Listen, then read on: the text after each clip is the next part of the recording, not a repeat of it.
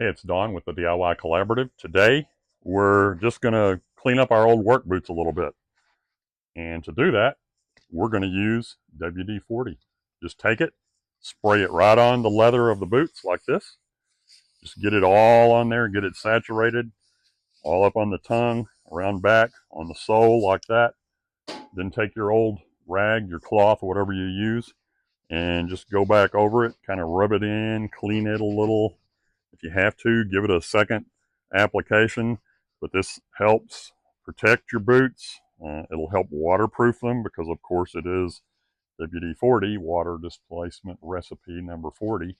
And if you don't know what that means, be sure and check out DIYcollaborative.com, where we talk about how they actually came up with WD-40 and the fact that the name means or stands for their recipe attempt number 40.